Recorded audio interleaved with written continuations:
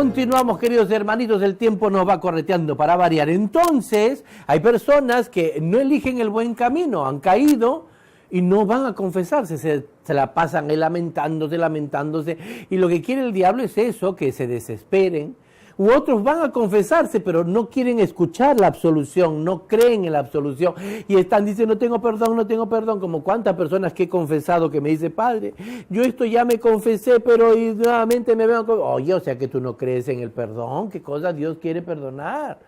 Dios quiere perdonar y perdona, si hay dolor de corazón de verdad.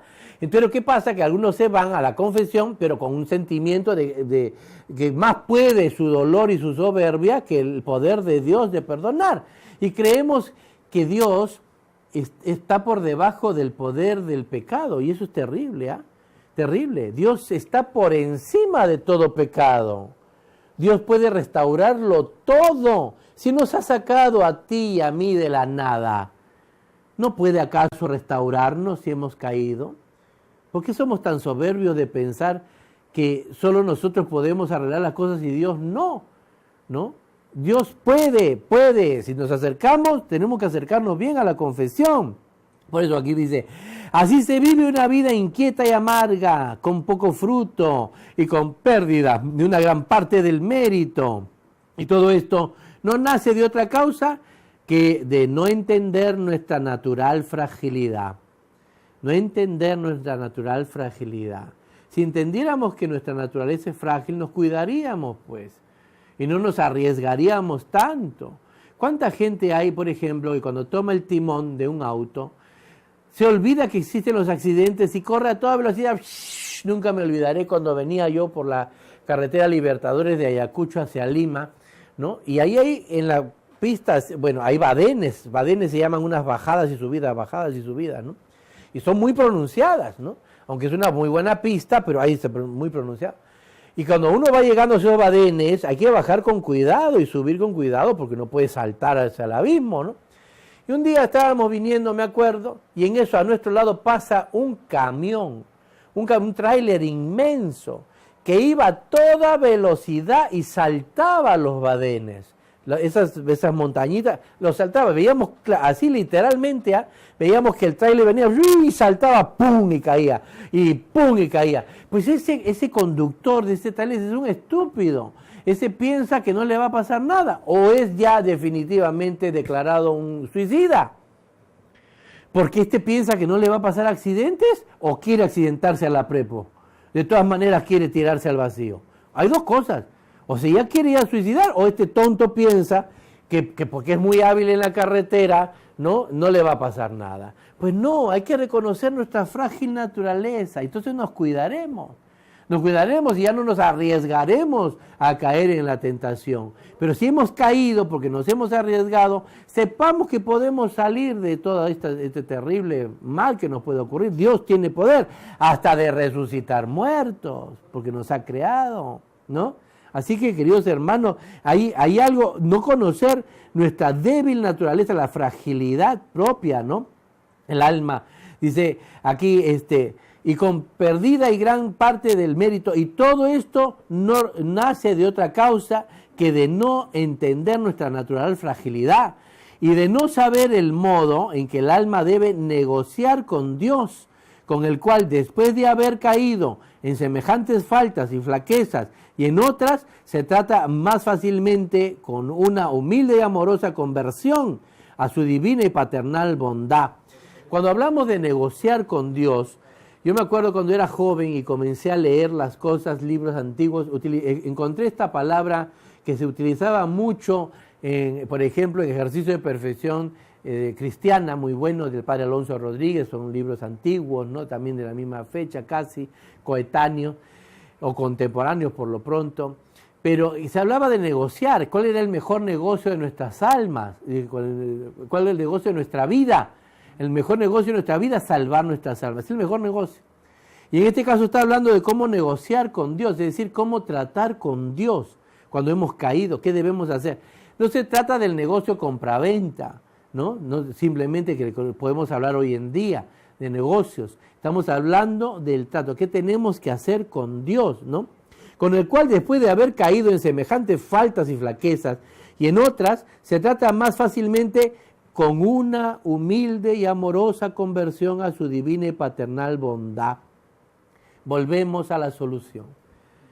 Si para no caer en la tentación se requiere de la virtud de la humildad y de la paciencia, cuando hemos caído, tenemos que volver nuestros ojos a Dios con el deseo de convertirnos así, convertir nuestra vida a Dios, volver nuestros ojos a Dios con esa virtud de la humildad.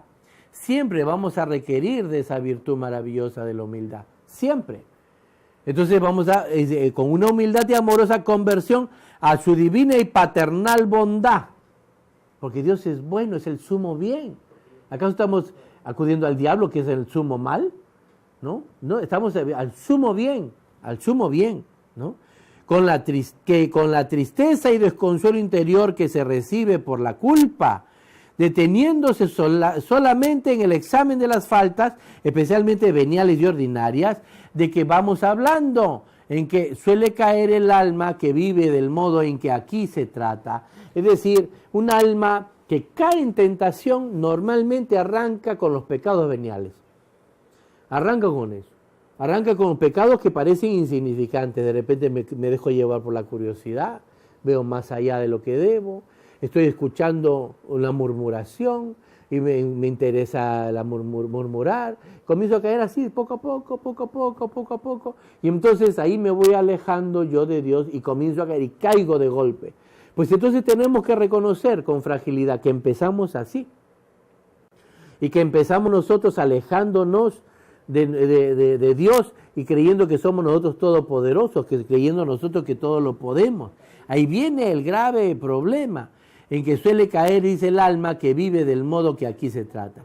Y solamente hemos tratado de aquellas almas que viven una vida espiritual y que procuran aprovechar en la virtud conservándose sin pecado mortal. O sea, estamos hablando nosotros de las personas que han caído en pecado, queriendo ser siervos de Dios, es decir, queriendo ser buenas, queriendo conocer. No estamos hablando de la gente que adrede se aleja de Dios o que a propósito no quiere a Dios, que a propósito se aleja, se declara atea o qué sé yo. Estamos hablando de aquellas personas que han caído creyendo en Dios, pero que el pecado, la soberbia les ha invadido y no les ha dejado pensar en su fragilidad, se han descuidado y entonces cayeron. Entonces ahora se trata de volver por el camino correcto, que es la confesión, pero creyendo en el poder de Dios, creyendo en su amor infinito, creyendo en su poder infinito, con humildad, ¿no? Y de acá, que para las otras que viven descuidadas de su salvación, o sea, aquellos que no les importa salvarse. Hoy en día hay mucha gente que dice, ¿salvarme de qué? ¿De qué? ¿Jesús me va a salvar de qué? ¿De qué? Con una pregunta así de estúpidos terribles, ¿no? ¿De qué? Ni siquiera han averiguado ni nada. Jesucristo dividió la historia en dos, aunque sea por cultura general, ¿no? Mira, hace 2000 años que se viene hablando de Jesucristo. ¿Quién es este personaje, no? ¿De qué redención se habla? Por lo menos de tener un poquito de cultura.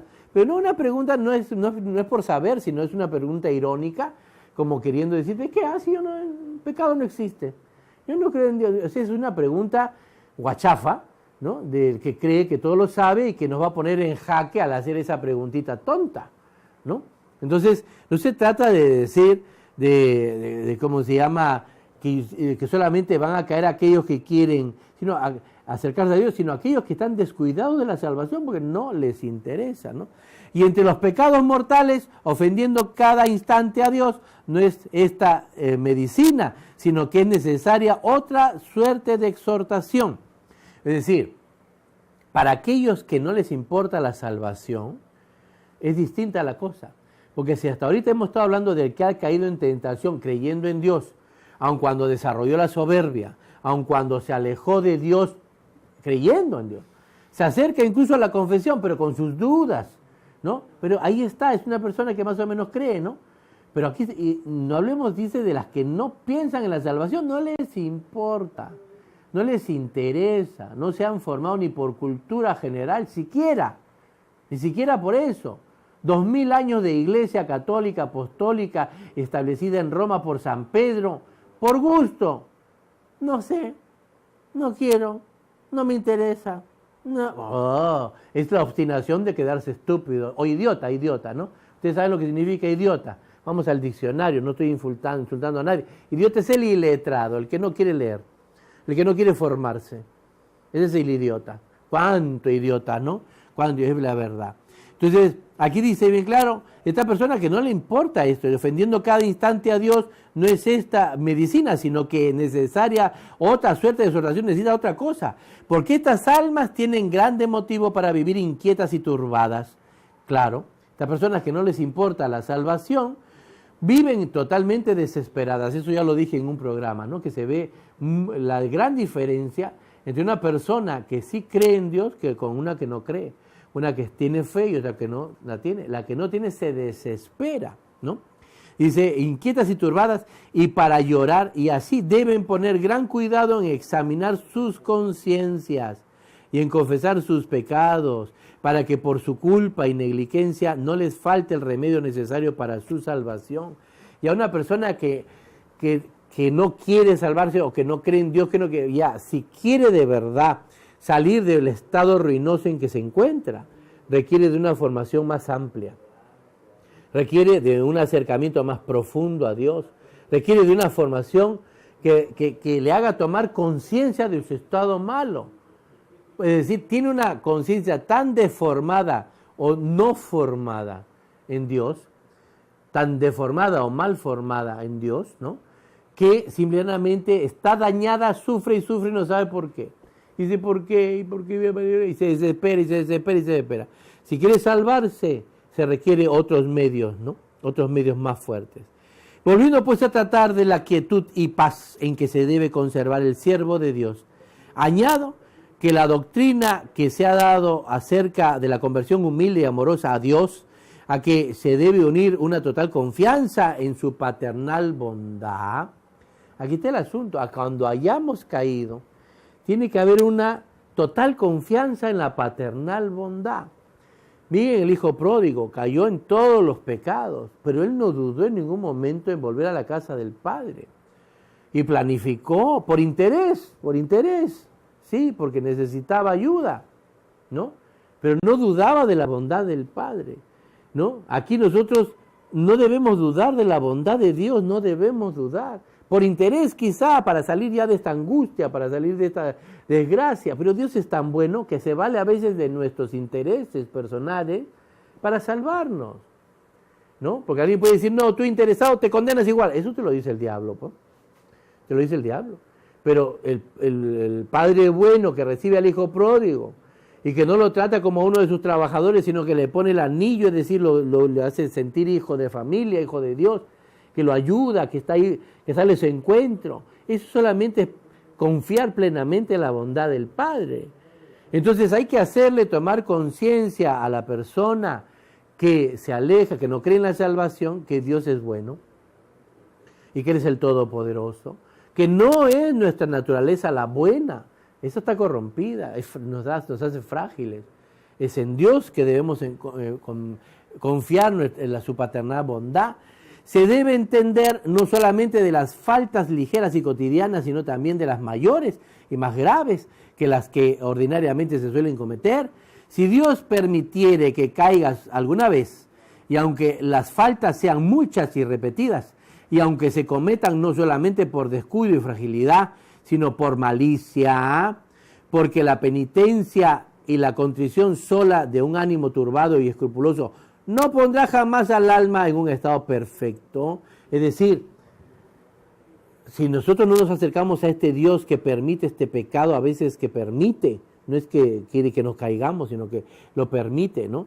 Que caigamos una vez, y ese descuido por nuestra fragilidad, si no reconocemos esto, y no ponemos, nuestro ánimo turbado nos va a hundir, no vayamos a pensar que nuestro dolor y eso nos va a salvar. No, quien salva siempre es Jesús. Entonces decimos, no, es que ahora estoy pagando el pecado cometido y por eso seguiré sufriendo y sufriendo y sufriendo. Oye, tranquilo, ¿qué te pasa? Tu sufrimiento no te va a salvar. Quien salva es Cristo.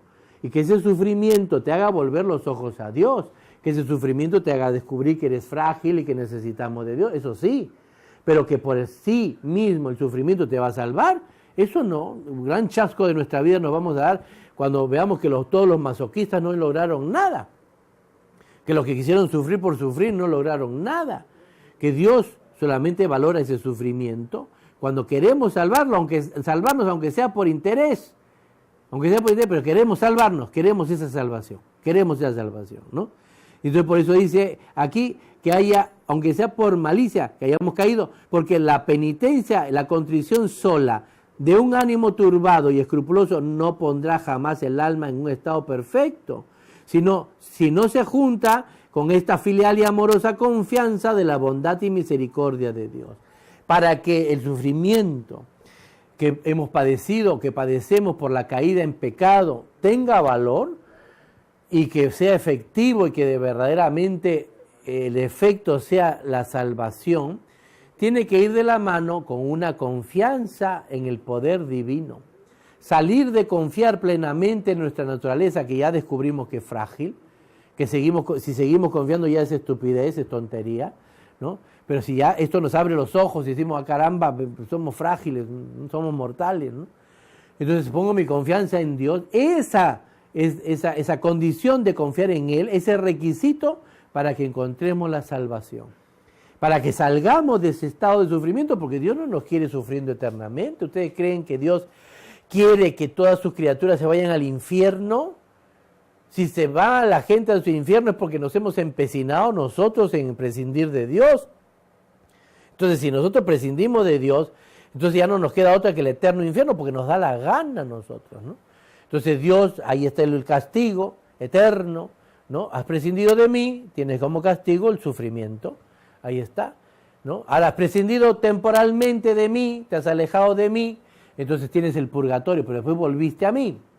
Entonces te doy la oportunidad, te recibo. La misericordia de Dios tenemos que confiar plenamente.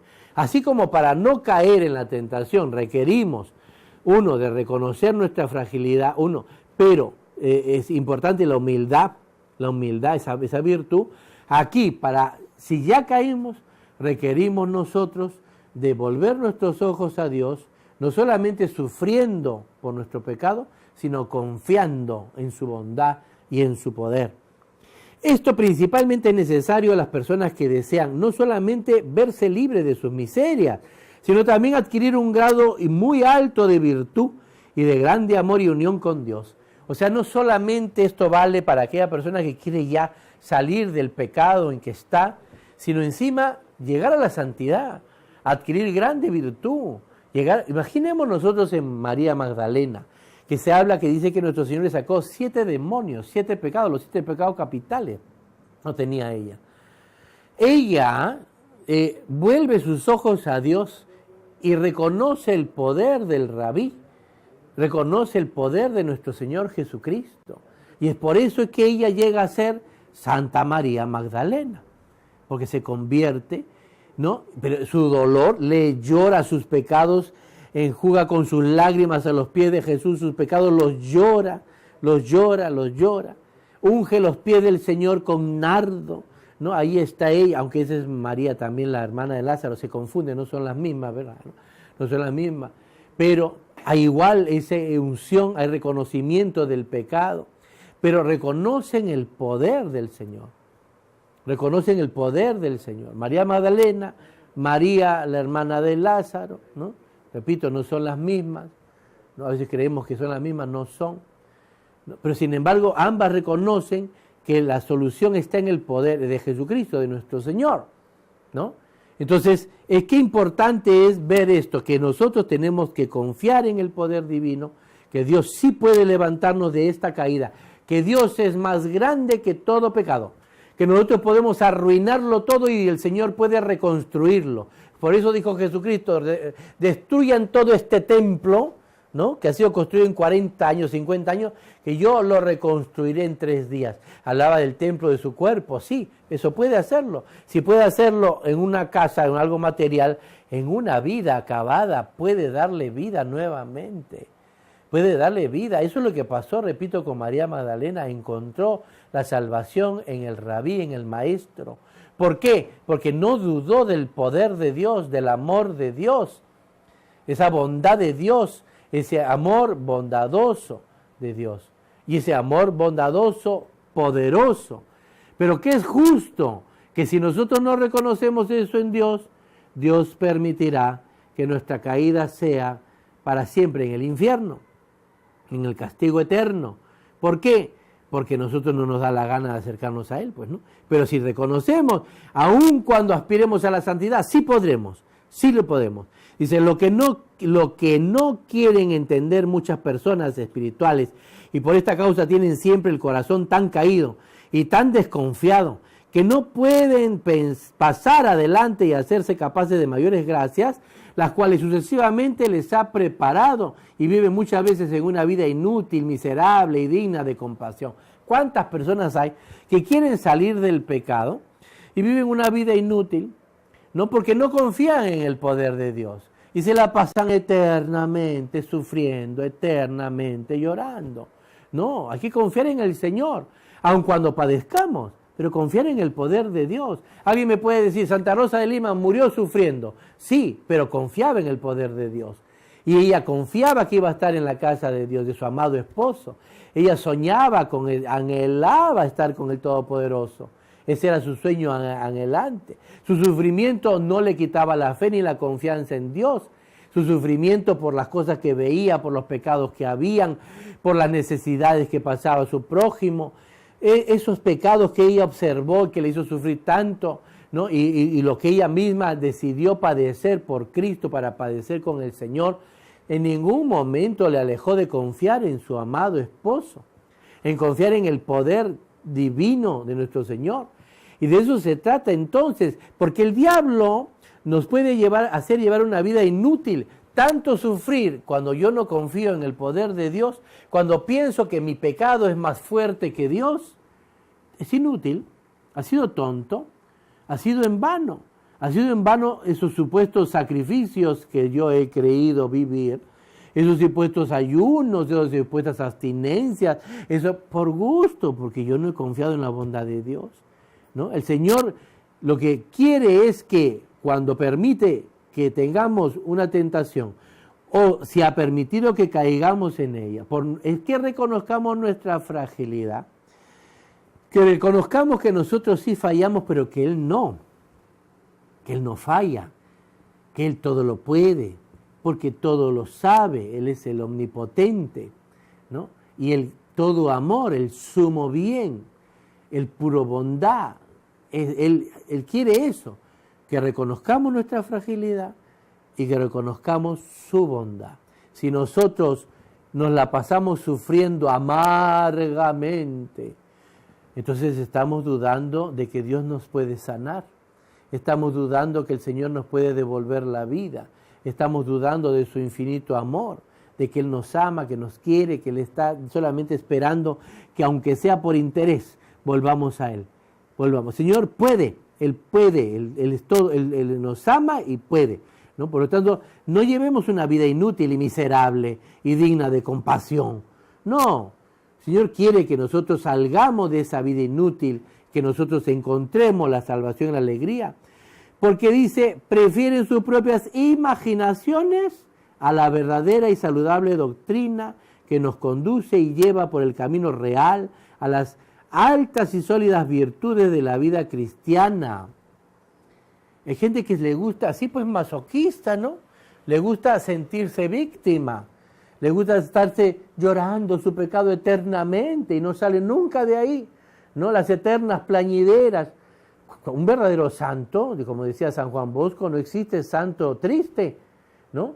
Todo santo es, ¿cómo se llama? Es alegre. ¿Cómo no va a ser alegre un santo si tiene a Dios en su corazón? Confía plenamente en su bondad.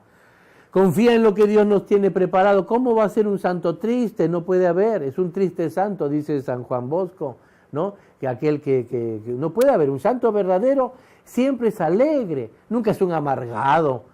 Nunca es ese no es santo, ese es un tonto que se llena de sus propias imaginaciones, como dice el combate espiritual. Se llena de sus propias imaginaciones.